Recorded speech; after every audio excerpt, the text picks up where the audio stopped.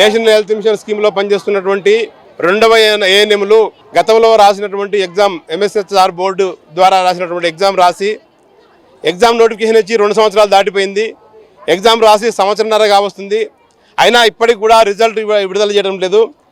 ఈ board exam రాసేటటువంటి సందర్భంలో ఎగ్జామ్కు మేము అందరం ఇక్కడ పనిచేస్తున్నటువంటి ఏఎన్ఎంలు ఒప్పుకున్నటువంటి కారణం ఏంటంటే 30 మార్కుల వెయిటేజ్ రావాలి, అట్లయితే మేము గతంలో మేము ఎగ్జామ్ లేకుండానే బేషరతుగా రెగ్యులర్ చేయాలని చెప్పి మేము డిమాండ్ చేసినప్పటికీ కూడా ఎగ్జామ్ రాయకుండా సాధ్యం కాదు. కాబట్టి ఎగ్జామ్ రావాలంటే 30 మార్కుల వెయిటేజ్ రావాలి.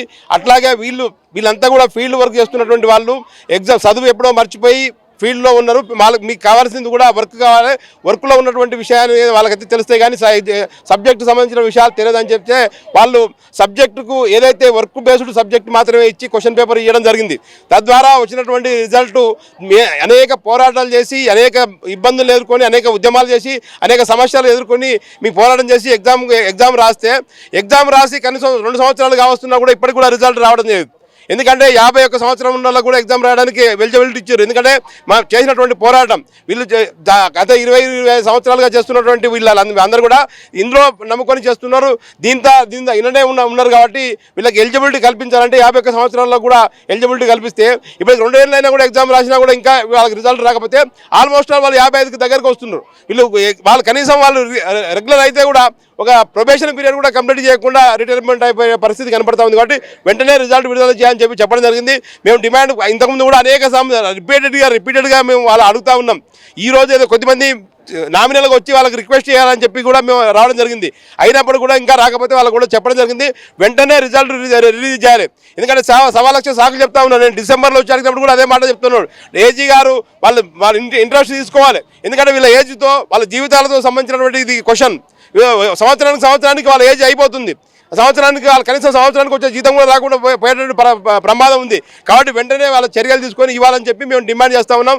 రాబోయే పక్షంలో రాకపోతే మాత్రం తప్పకుండా మేము తీవ్ర స్థాయిలో అసెంబ్లీ సమావేశాల సందర్భంగా పెద్ద ఎత్తున ఆందోళన కార్యక్రమం చేస్తామని చెప్పడం జరిగింది. మేము వాళ్ళు ఇచ్చినటువంటి దాని ప్రకారం వాళ్ళు ఏప్రిల్ లోపు వీళ్ళదంతా సెటిల్ చేయడానికి ప్రయత్నం చేస్తారన్నమాట చెప్పడం జరిగింది. మేము అదే వాళ్ళకి డిమాండ్ చేస్తూ ఉన్నాం. సాధ్యమైనంత తొందరలో వాళ్ళ కానీ రిజల్ట్ ఇచ్చి అందరూ రిక్రూట్మెంట్ చేయాలి. తర్వాత రిక్రూట్మెంట్ ఎందుకంటే అప్పుడు ఇచ్చినటువంటి హామీ ప్రకారం రిక్రూట్మెంట్ అయినాక మిగిలిపోయిన వాళ్ళకి గ్రాస్ సాలరీ ఇస్తామని చెప్పారు. అదే వాళ్ళకి రిటైర్మెంట్ బెనిఫిట్ ఇస్తామని చెప్పారు. కాబట్టి ఇవన్నీ సమస్యలన్నీ కూడా అట్లాగే పెండింగ్ పడుకుంటూ వస్తున్నాయి. కాబట్టి సంవత్సరాల తరబడి పెండింగ్ పడుతూ ఉన్నాయి. ఒకరి మీద గత ప్రభుత్వం ఇచ్చిందని చెప్పి వీళ్ళు చెప్పినటువంటి ఈ ప్రభుత్వం కూడా దిగిపోయే టైం దగ్గరకు వచ్చింది. దగ్గర ఆల్రెడీ 2-4 సంవత్సరాలు అయితే ఉంది. ఇంకా పెండింగ్ ఉంటే మేము కూడా దిగిపోయినాం, అప్పుడెప్పుడు అయిపోయింది అనే పరిస్థితి వస్తూ ఉంది. కాబట్టి మేము ఒక్కటే డిమాండ్ చేస్తూ ఉన్నాం, వెంటనే రిజల్ట్ విడుదల చేయాలి.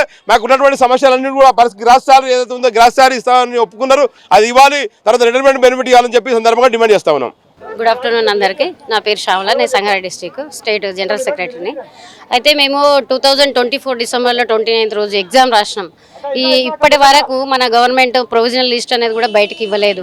ఇంకా ఎన్నాళ్ళు వెయిట్ చేస్తామండి. చాలా అప్పటికి మాకు 30 మార్క్స్ వచ్చినాయి అని అనుకుంటే ఆ 30లో కూడా 10 మార్క్స్ పోయి మళ్ళీ 20 మార్క్స్ గవర్నమెంట్ లెటర్ రావాలి. ఎన్నాళ్ళు మీ ముచ్చట వచ్చినప్పుడల్లా అదే వినాల్సి వస్తుంది పోతుంది. మా సిస్టర్లకు ఒక్కొక్కరికి 51, 52 సంవత్సరాలు ఉన్న వాళ్ళు ఉన్నాం. వాళ్ళు రిటైర్మెంట్ అయిపోయే టైం వస్తుంది, వాళ్ళకి ఇప్పుడు ఎలిజిబుల్ కారు. మళ్ళీ వాళ్ళు సర్టిఫికేట్ వెరిఫికేషన్ చేసినా ఏజ్ అయిపోయిందని చెప్తారు. ఇట్లాంటివి జరగకుండా వెంటనే మా రిజల్ట్ అనేది ఇవ్వాలని మేము కోరుకుంటున్నాం. Thank you. నేను ఏఐటీసీ రాష్ట్ర అధ్యక్షురాలని. నా పేరు పద్మ.